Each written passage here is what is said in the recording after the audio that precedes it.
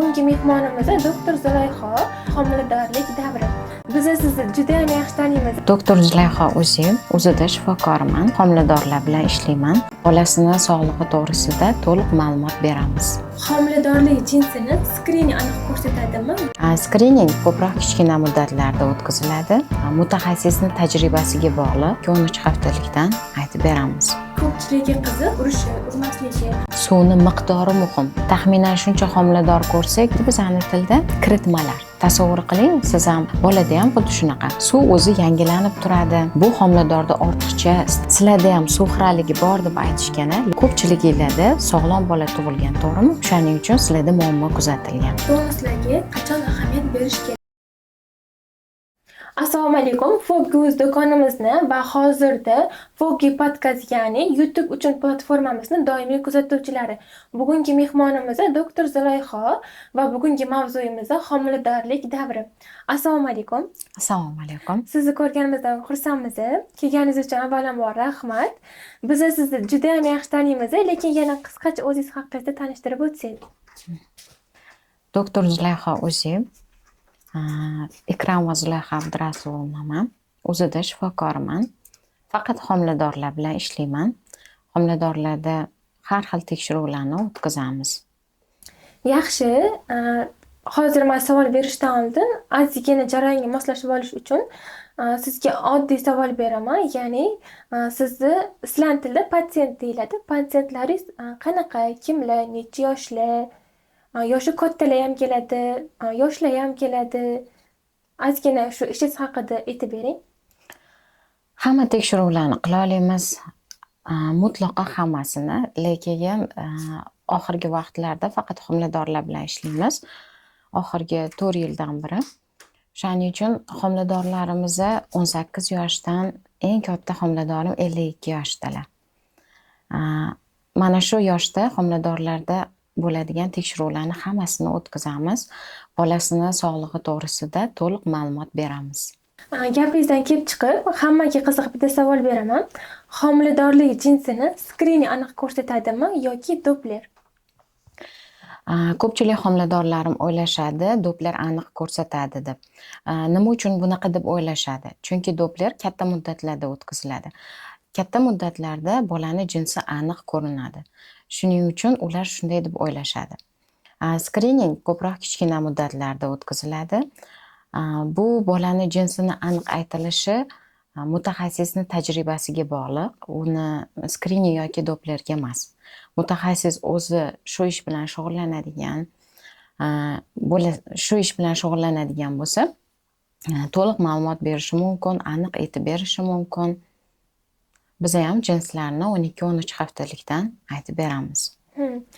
Buni hamma bilsa kerak, orada bilmaydiganlar ham bor. Yurak urishi. Ko'pchiligiga qiziq. Birinchi marta farzand ko'rayotganlar buni bilmasa kerak.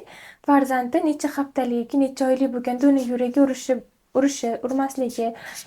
Yana bitta savol, suvni o'sha bola loyqalanadi deyishadi, tiniq deyishadi. Shular haqida ham gapirib bering. Bolani yurak urishi 5 hafta 6 kunlikdan boshlanadi. Umumiy hisobda 6 haftalikdan boshlanadi.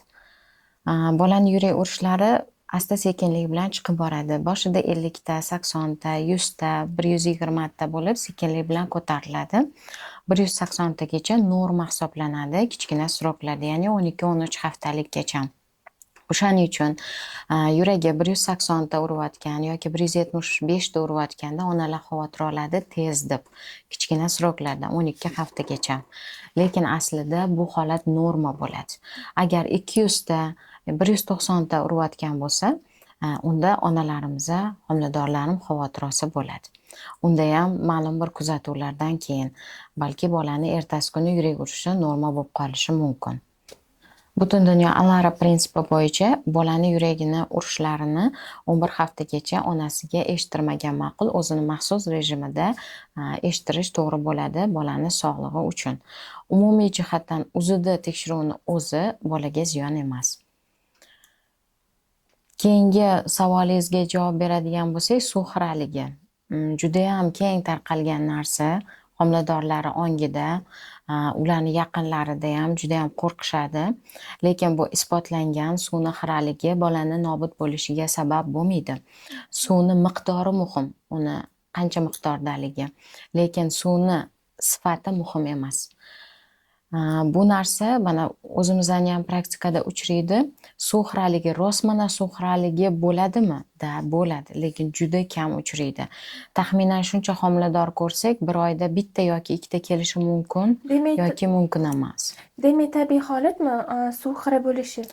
Albatta, suv xiraligi bo'ladi. Hammada, mana ko'pchilikda ko'ramiz, suvda bir narsalar uchib yuruvdi, men ko'rganman deb aytishadi. Albatta, bu включение deyiladi bizani tilda, kiritmalarda. Bu kiritmalar bo'ladi. Bolani terisi bo'ladi, tuklari bo'ladi. Misol uchun tasavvur qiling, siz ham bir oy cho'milmasangiz, hammomda уже qanaqangi kiritmalar paydo bo'ladi. Bolada ham xuddi shunaqa. Suv o'zi yangilanib turadi. Agar suv xiraligi rostmana suv xiraligiga shubha qilinsa, maxsus tekshiruvlar o'zini analizlaridan o'tiladi, vrach bilan maslahatlashib, keyin lecheniya olishligi mumkin.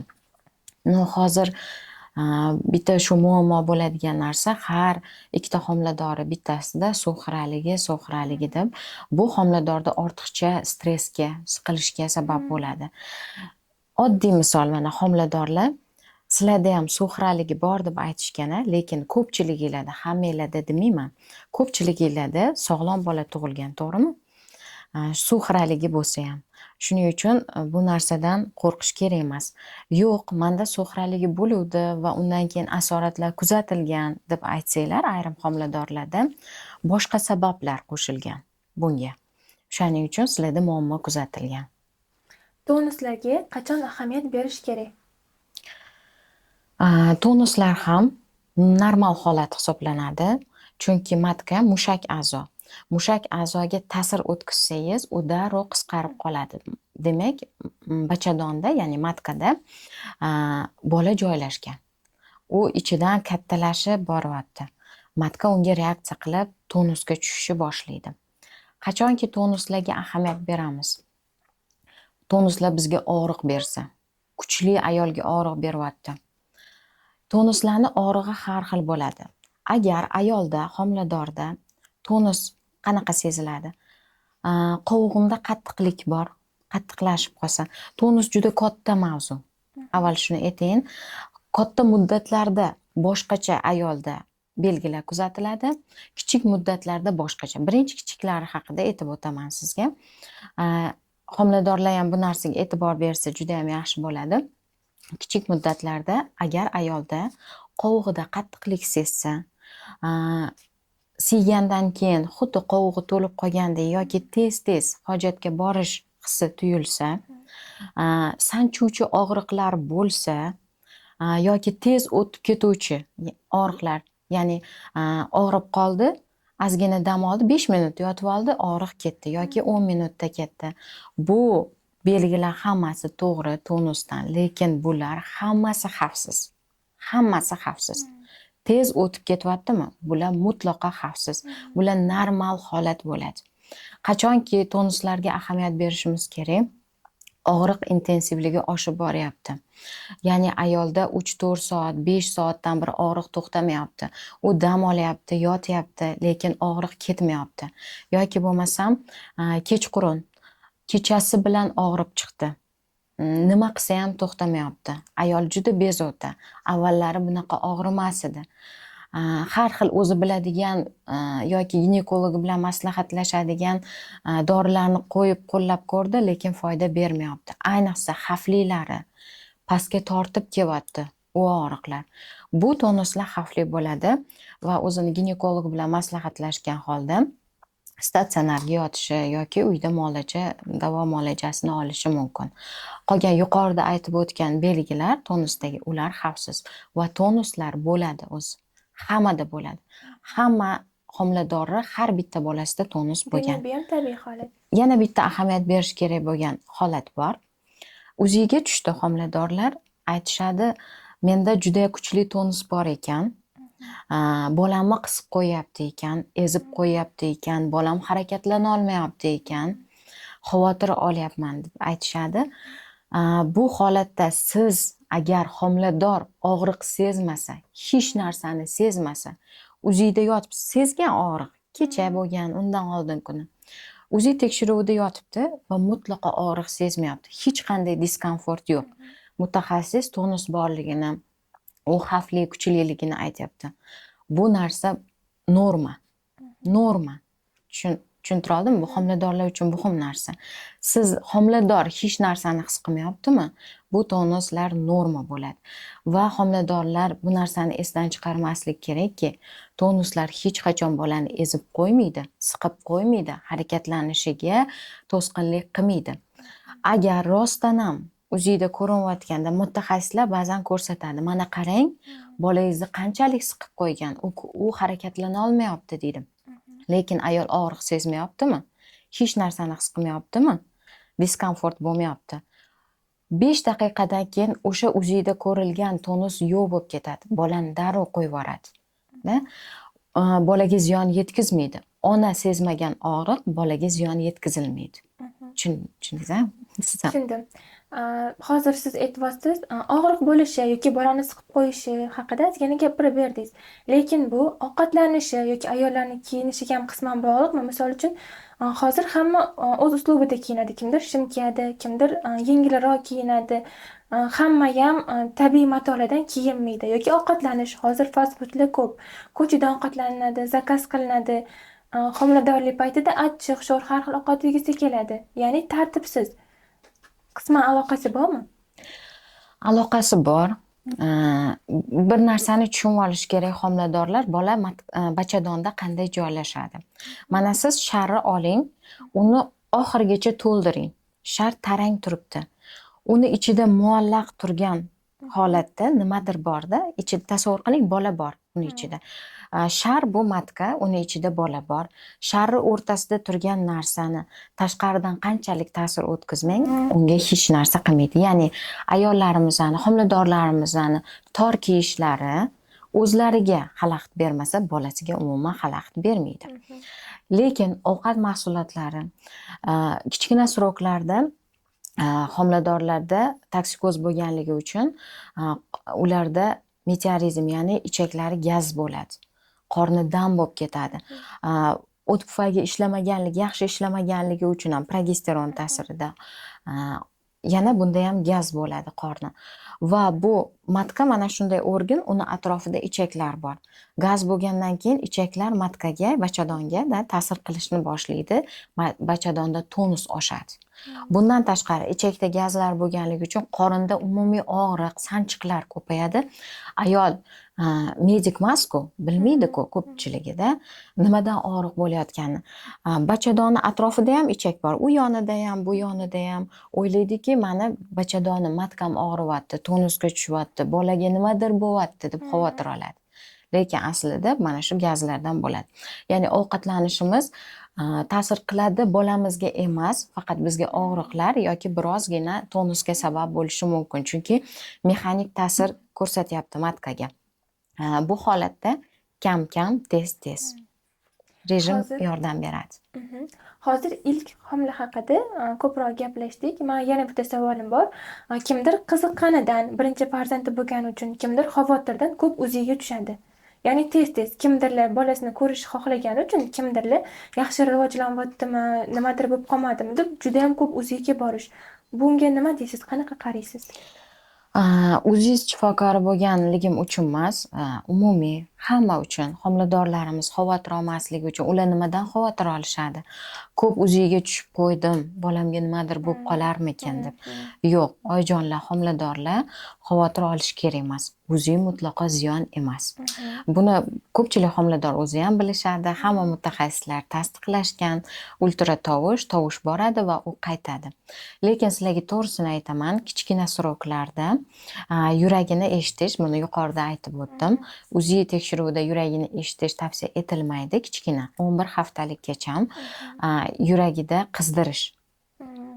Mexanik, termik indekslari balandroq ta'sir qiladi va isitish sababli yuragiga ta'sir qilishi mumkin. Katta muddatlarda mutlaqo xavfsiz. Bir xil ayollarimiz uyquchi bo'ladi yoki dam olgisi keladi. Shu homila davrida ko'proq uxlasa yoki dam olgan ayollarni homilasi tez rivojlanadi yoki katta bo'lib ketadi deyishadi. Bu qanchalik to'g'ri? Sizga aytsam, homiladorlarimni doim qo'llab-quvvatlayman. Shuning uchun aytaman ularga, eringlar bilan kelinglar, qaynonanglar bilan kelinglar, hamma bilan kelinglar. Eshitishsa Ha, mani gapimni deb. eshitishsin. Bu narsa homiladoriga yaxshi. Homiladori maqtayman.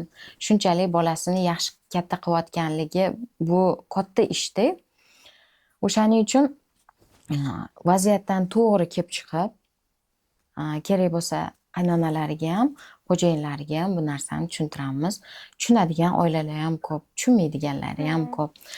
Endi uxlash masalasiga, dam olish masalasiga kelsak, homiladorlarga shunchaki mani tavsiyam, mani fikrim, mutaxassis sifatida, shuncha homilador bilan ishlab ko'rgan mutaxassis sifatida, birinchi 3 oylikgacha ko'proq dam olib, o'zlari xohlagan vaqtda yotib, o'zlari xohlagan vaqtda turishlari bu ular uchun ma'qul. Chunki birinchi 3 oylikda homiladorlarda gormon ta'sirida juda ular uyquchan bo'lib qoladi. Bu bekorga emas, bolani yaxshi joylashishi uchun qaratiladi bu narsa. Organizm shunga tayyorgarlik ko'radi. Uyqu vaqtida organizm tiklanadi. Homiladorlik vaqtida ham shuning uchun birinchi 3 oylikgacha juda ham ko'p uyqusi keladi. Uxlasin, dam olsin. Bu bitta narsaga qaratiladi. Homiladorlarim esidan chiqmasligi kerakki, homila 25 haftalikgacha siz qanchalik ko'p ovqat yesangiz ham, qanchalik ko'p uxlasangiz ham, bola me'yoridan ortiq katta bo'lib ketmaydi. Shu narsani unutishmasin. 25 haftalikdan keyin sekin-sekin vazn qo'shishni boshlaydi bola, lekin u ham aytarli emas. Bolani vazn qo'shishi katta grammlarda vazn qo'shishi asosan 35 haftalikdan boshlanadi. 35 haftalikdan keyin ovqatlanishini rejimga solishni va ayniqsa bolani haqiqatan semirtiradi, katta srokda 35 haftalikdan keyin ovqatlanib uxlash. Bolani juda ham semirtiradi bu narsa. Shuning uchun katta muddatlarda uyquni rejimga solish kerak. Bitta narsani unutmasin homiladorlar, uyqu nimaga ko'payib ketdi ularda, katta sroklarda. Nimaga me'yordan ortib ketyapti? Uyqudan tashqari ularda lanjlik bo'ladi, nafas qisishlari bo'ladi, kuch bo'lmaydi. Ayolda kuch bo'lmaydi. Unda o'zini tekshiruvlardan o'tish kerak. Umumiy qilib aytsak, gemoglobinlarni ko'tarish kerak, qon quyuq suyuqliklarini tekshirish kerak, balki qandaydir elementlar yetishmayotgandir. Bodrost deydi. Ya'ni tetiklikni ta'minlaydigan gormonlar, vitaminlarimiz bor. Ana shu vitaminlar yetishmayotgan bo'lishi mumkin. Shu narsaga e'tibor qaratsa, yana aktivlik oshadi. Homiladorlikda umumiy aktivlik 2-trimestrda bo'lgan ma'qul, ayollarda aktiv bo'lishadi. Lekin bular qat'iy ko'rsatma emas, hammada har xil. Agar shunga qarshi ko'rsatma bo'lsa aktivlikka, unda bu narsani kamaytirgan ma'qul. Homiladorlarimga aytaman. Ko'proq xo'jayinlari, erlari keladi, ko'proq yursinmi, ayting, nima qilsin yoki yotib dam olsinmi? Yurish kerak, harakat qilish kerak. Agar harakat qilyapsizmi, yuryapsizmi, og'riq sezdingizmi, to'xtating. Yoki pastel mumkinmi deb aytishadi, ya'ni yotoq xo'jayinim bilan. Albatta mumkin. Og'riq sezyapsizmi, to'xtating. Uyda bemalol ishlar qiling. Og'riq sezyapsizmi, to'xtating. Og'riq bu signal. To'xtatib dam olish kerak ayol. Uxlash o'zini aytganimdek kichkina muddatlarda foydali bo'lishi mumkin, katta muddatlarda bizga ozgina qo'shimcha homilamizga ves berishi, o'zimizga ham ves berishi mumkin, ya'ni vazn qo'shishi mumkin. Yana bitta narsa, homiladorlarimga aytmoqchiman shu narsani. Homiladorlik vaqtida semirib ketishdan saqlanish kerak. Tana vaznini qattiq kontrol qilish kerak. Unga tavsiyalar bera olasizmi? Albatta, me'yorida ovqatlanishga, sifatli ovqatlanish kerak. Sifatli ovqatga nimalar kiradi? Kaloriya berish kerak emas, lekin vitaminlarga, minerallarga boy bo'lish kerak. Mevalar. Oqsillarga, yo'q, mevalarga yopish kerak emas. Mevalar hattoki oxirgi o'rinda. Birinchi o'rinda. Sabzavotlar. Mana hozir nima? oshqovoq, lavlagi, sabzi, karom mana shunaqa narsalarga ahamiyat berish kerak va ko'proq oqsil, foydali yog'lar. Foydali yog'lar, semichka yog'i emas, shu narsalar. Uglevodlardan kech hazm bo'ladigan uglevodlar ma'qulroq. Erta hazm bo'ladigan uglevodlardan saqlanish kerak, ayniqsa bular mana shakar yoki mevalardagi fruktoza. Shuning uchun ko'p mevaga ruju qo'yish ham yaxshi emas. Undan ko'ra sabzavotlarga almashtirish kerak yoki foydali don mahsulotlarimiz bor. Shularga o'zgartirsa yaxshi bo'ladi, foydali bo'ladi. Bizaga Instagramga biz vobros qo'yganimizda bitta savol kelib tushdi. 2 marta bolasi 2 haftalikda tushib qolgan. Bu birinchi savolim. Keyin hozirgi paytda shu yildan ko'p kuzatilyapti, virus tarqadi. Kattalarga ham, kichkinalarga ham, homiladorlarga ham homila rivojlanmay qolyapti 2-3 haftalikda. Bilasizmi, bu savolingiz ko'proq ginekologlarga tegishli. O'zim mutaxassis sifatida, o'zi shifokor sifatida shu narsani aytaman. Bachadonda ko'rinadigan, biz tomondan ko'rinadigan homila taxminan 3 haftalikdan 5 haftalik oralig'ida bo'ladi. 2 haftalik homila o'zida tekshiruvda ko'rinmaydi. Bu isbotlangan. Agar 2 haftalikdan tushib qolyapti bolam deb shubhalansa homiladorlar, unda ularda rostdan ham homiladorlik bor yoki yo'qligini eng ma'qul tekshiruvi bu HGC analizi. Bu analiz ko'rsatadi ularda homiladorlik bo'lgan va tushib qolganligi to'g'risida. Yolg'on homila bo'lishi mumkin. Yolg'on homila deyishimiz noto'g'ri, balki homiladorlik bo'lmagandir, shunchaki gormonal buzilishdan zadержка deydi, ya'ni ushlab qolinish bo'layotgandir. Ular o'zlarini homiladorman deb o'ylaydi. Testlar masalasida shu yerda ozgina aytib ketaman. Homiladorlarim test qildim. 2 ta chiziq chiqdi va homiladorman deb o'ylaydi. Agar testda bitta chizig'imiz och pushti rangda, qanaqadir o'rta pushti rang, to'q pushti rangda bu hisobga o'tmaydi. Bachadonda ko'rinadigan bola 2 ta to'q qizil rangda bo'ladi. Testlar shu narsaga ahamiyat bersin. Ular men homiladorman, lekin mana tushib qoldi, test qilgan edim deb aytishadi, lekin so'raganimda oyisi och pushdimidi desam, ha deb aytishadi. Bu homiladorlik emas. Shunchaki gormonal buzilishdan bo'lishi mumkin. Tushunarli. Simfizit bilan o'zi tug'sa bo'ladimi? Juda ham hozir aktualniy bo'layotgan mavzu. Homiladorlar menga ko'p kelib aytishadi, 3 ta bola tug'ib bu narsani hech bilmagan ekanman, eshitmagan ekanman, mana o'zimni boshimga tushdi yoki hozir hamma aytyapti, bu o'zi nima Zulayho opa deb aytishadi. Simfizit bu bizani qovog'imizni, oddiy tilda tushuntiraman, qovog'imizni ustida simfiz suyaklari bor va bular 2 ta suyak birlashib turishadi. Bular butun tanani ko'tarib turadi va umurtqamizga og'irlikni uzatib turadigan birikma hisoblanadi. Bu birikma juda mo'rt bo'ladi, ya'ni u tog'aydan iborat, paylardan iborat bo'ladi. Agar ayol tez-tez tug'sa, ketma-ket tug'sa yoki ko'p tug'sa, ya'ni o'sha 2-3 homiladorlik yoki homilador ayolda homilador bo'lmasdan oldin yoki homiladorlikdan keyin qonida kalsiy kam bo'lsa, vitamin D'lar yetishmovchiligi bo'lsa, kollagenlar miqdori kam bo'lsa, bunda ham tez ochilish bo'ladi. Ayrim homiladorlarda birinchi homiladorligidan ochilib ketishi mumkin. Birinchi marta homiladorlikdan ochilib ketishi mana shu yuqorida aytgan narsalarimga sabab bo'ladi. Keyingilari katta tug'ruq bo'ldi. 5 kilo tug'di, 5,5 kilo yoki 4,5 kilo tug'di. Bu simfiz birikmasiga nagruzka tushiradi.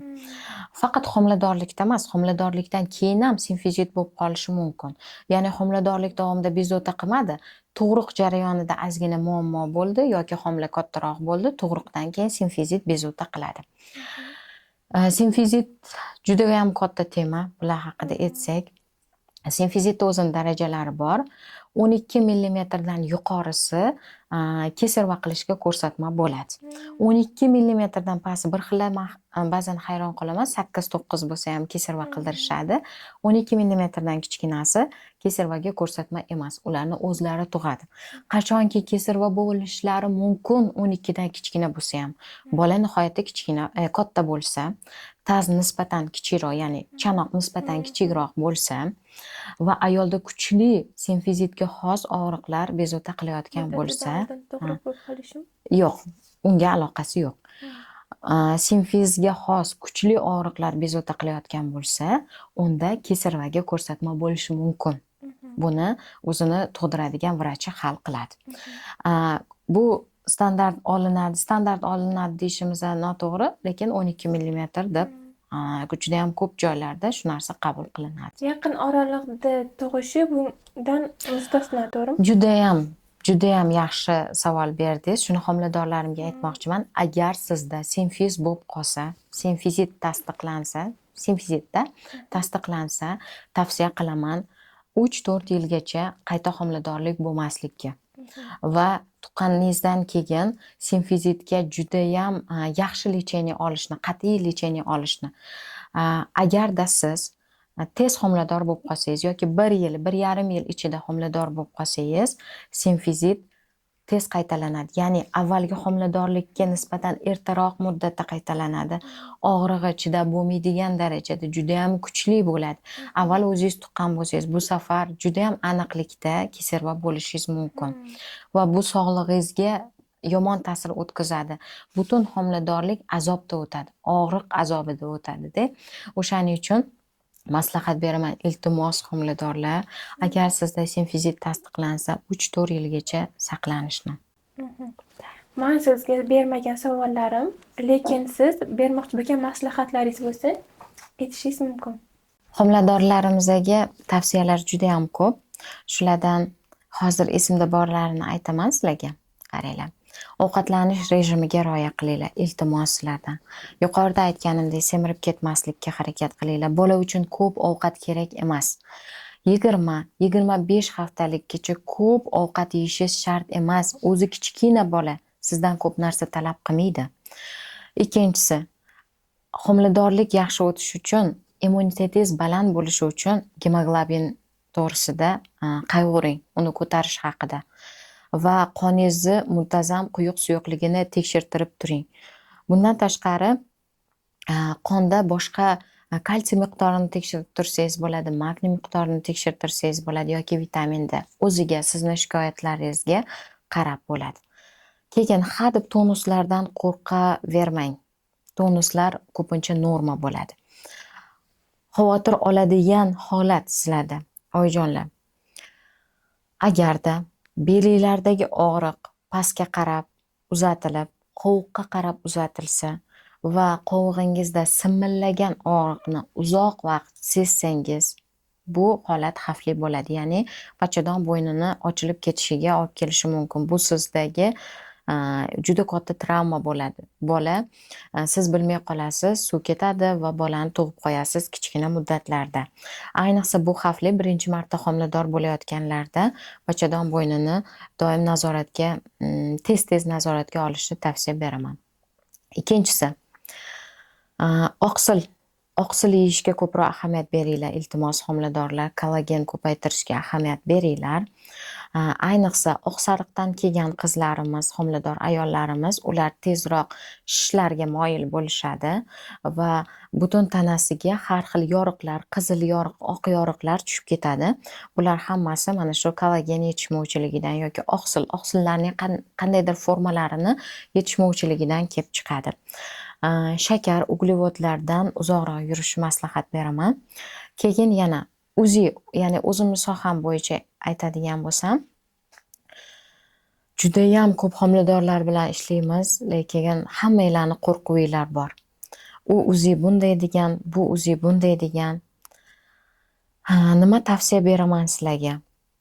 Aslida qo'rqinchli bo'lmasligi mumkin hammasi. Tushundinglarmi? Homiladorlarda yomon holatlar uchramaydi. Unchalik ko'p uchramaydi. Agar sizlar homiladorligim yaxshi o'tsin desanglar, iltimos sizlardan tez homilador bo'lolmanglar. Mayli bo'linglar. Birinchi homiladorlikdan keyin yoki avvalgi homiladorlikdan keyin iltimos davolaninglar. Organizm umumiy tiklanishiga qaratilgan davo muolajalarini olinglar. Bilaman, uyda odam ko'p, qaynona qaynotanglar, bolalaringlar, eringlar. Lekin sizlarni kim o'ylaydi? O'zinglar o'ylamasanglar. Shu narsa esinglardan chiqmasin. Homilador bo'layotganlar, birinchi marta homilador bo'layotganlar, homiladorlikdan oldin umuman necha marta homilador bo'layotganlar ham homiladorlikdan oldin tayyorgarlik ko'ringlar, oldin lecheniya olinglar, o'shanda hammasi joyida bo'ladi. Keyin gormonal preparatlardan uzoqroq yuringlar. Bir oy deganda zo'rg'a bizga vaqt ajratdik. Siz bilan aloqaga chiqish juda ham qiyin. Sizni oldingizga borishmoqchi bo'lsa yoki sizga savolligi bo'lsa, qanaqa siz bilan bog'lanishsin? Homiladorlar, oyijonlar, biz hamma platformada bormiz.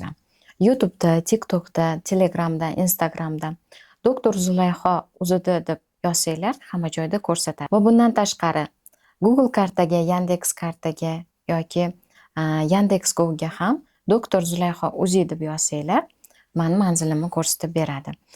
Telefon raqamlarini mana bular qoldiradilar. Bizada oyijonlar zapis bilan, qat'iy zapis bilan iltimos 3-4 hafta oldin yozilishga harakat qilinglar. Salomat bo'linglar.